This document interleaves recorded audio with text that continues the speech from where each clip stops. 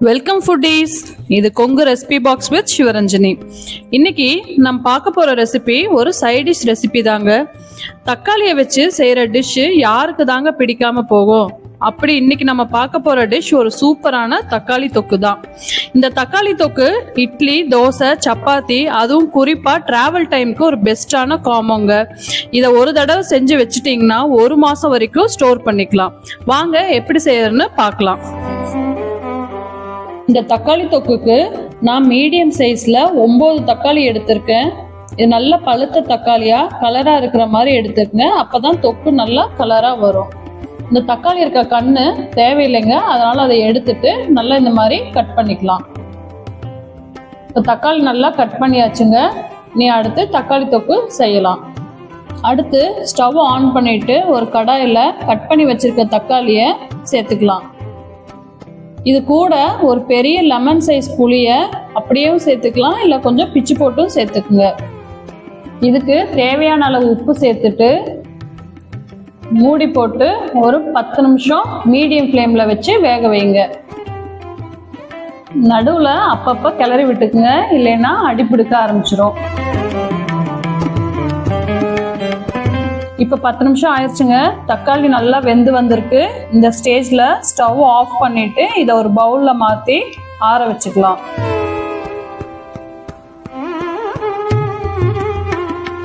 இப்போ இந்த தக்காளி ஆறுறதுக்குள்ள ஒரு பவுடர் செஞ்சிடலாம்.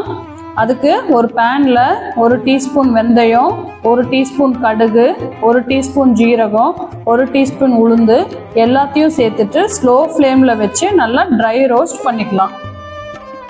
பாருங்க, கலர் மாதிரி நல்லா மணம் வர ஆரம்பிச்சிருச்சு. இப்போ ஸ்டவ் ஆஃப் பண்ணிட்டு இது நல்லா ஆறுனதுக்கு அப்புறம் இந்த மாதிரி நல்லா பவுடர் பண்ணி எடுத்துக்கலாம்.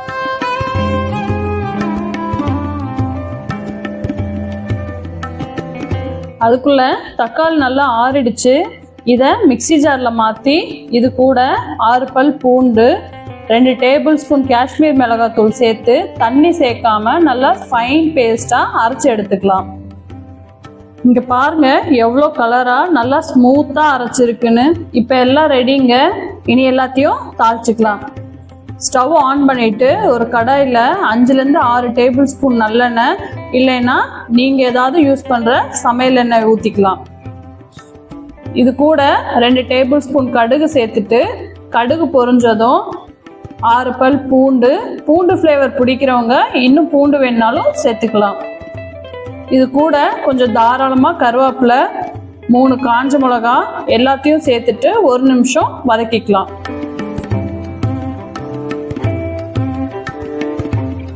இப்ப பாருங்க நல்லா வதங்கிருச்சு.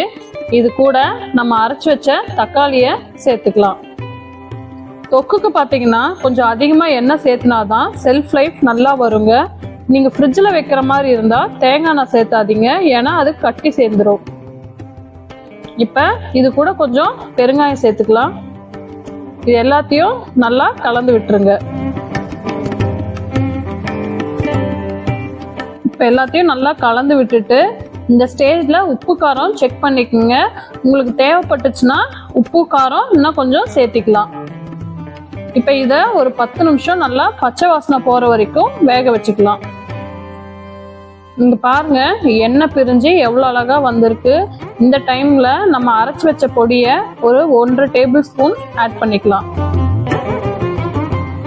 பவுடர் ஆட் பண்ணிட்டு எல்லாத்தையும் நல்லா கலந்து 1 நிமிஷம் விட்டுருங்க. இப்ப பாருங்க நல்லா பபிள்ஸ் வர ஆரம்பிச்சிருச்சு. இப்ப ஸ்டவ் ஆஃப் பண்ணிக்கலாம். அவ்வளவுதாங்க, எல்லாருக்கும் ரொம்ப பிடிச்ச அருமையான ஒரு தக்காளி தொக்கு ரெடி ஆயிருச்சு. நீங்களும் இது கண்டிப்பா வீட்டுல செஞ்சு பாருங்க. இந்த ரெசிபி உங்களுக்கு பிடிச்சிருந்தா லைக் பண்ணுங்க, கமெண்ட் பண்ணுங்க, ஃப்ரெண்ட்ஸ் அண்ட் ஃபேமிலியோட ஷேர் பண்ணுங்க, சப்ஸ்கிரைப் பண்ணிட்டு மறக்காம பெல் ஐக்கானையும் தட்டிடுங்க. இது Kongu recipe box. Cook with love, eat with happiness.